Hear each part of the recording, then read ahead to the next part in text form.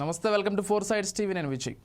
ఇటీవల వైసీపీ అధినేత జగన్లో చాలా చేంజెస్ కనిపిస్తున్నాయి. ప్రజలతో తరచూ మమేకం అవడంతో పాటు సీనియర్ లీడర్స్ను యాక్టివేట్ అయ్యేలా దిశానిర్దేశం చేస్తున్నారు.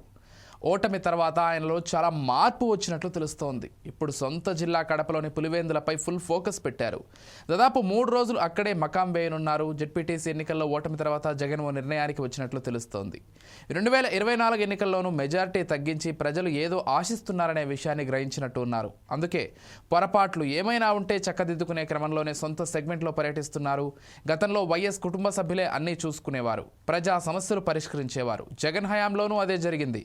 ఇప్పుడు పరిస్థితి మొత్తం చేంజ్ అయ్యింది. గతంలో మాదిరి లేనట్టే కనిపిస్తోంది.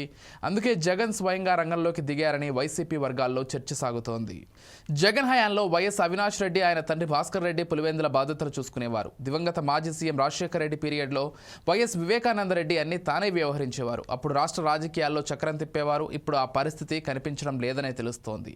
కొన్ని నెలల క్రితం పులివెందుల్లో జరిగిన జెడ్పీటీసీ ఎన్నికలే ఇందుకు నిదర్శనంగా కనిపిస్తున్నాయి. ఫ్యూచర్లో మళ్ళీ అలాంటి సిచ్యువేషన్ రాకుండా ఉండేందుకు సామాన్యుల వివాహ కార్యక్రమాలకు హాజరవుతున్నారంటే జగన్ ఏ రేంజ్లో గ్రౌండ్ వర్క్ చేస్తున్నారో అర్థం చేసుకోవచ్చు.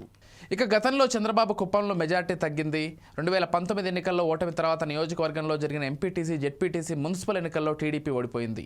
అప్పుడే బాబుకు అర్థమయ్యింది ప్రజలతో లేకపోతే రిజల్ట్స్ ఎలా ఉంటుందో అనేది. ఈ క్రమంలోనే తరచూ కుప్పంలో పర్యటించి కార్యకర్తలతో మమేకమయ్యారు. ఒక పద్ధతి ప్రకారం పార్టీని పటిష్టం చేసుకున్నారు. అటు భువనేశ్వరి కూడా కుప్పంలో తరచూ పర్యటన కొనసాగించారు.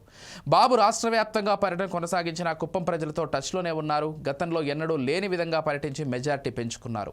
ఇప్పుడు ఇదే ఫార్ములాను అమలు చేస్తున్నారు వైఎస్ఆర్ కాంగ్రెస్ పార్టీ అధినేత జగన్.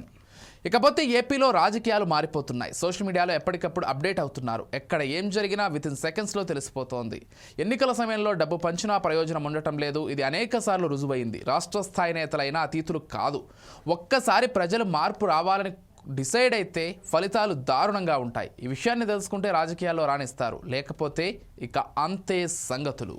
అప్పుడు చంద్రబాబు, ఇప్పుడు జగన్ తప్పులను సరిచేసుకుంటూ ముందుకు వెళ్తున్నారు. నియోజకవర్గ ఇన్ఛార్జీలు, మాజీ మంత్రులు, సీనియర్ నేతలకు ఇదే విషయాన్ని చెప్పి ప్రజా సమస్యలపై పోరాటం చేయాలని సూచిస్తున్నారు వైసీపీ అధినేత.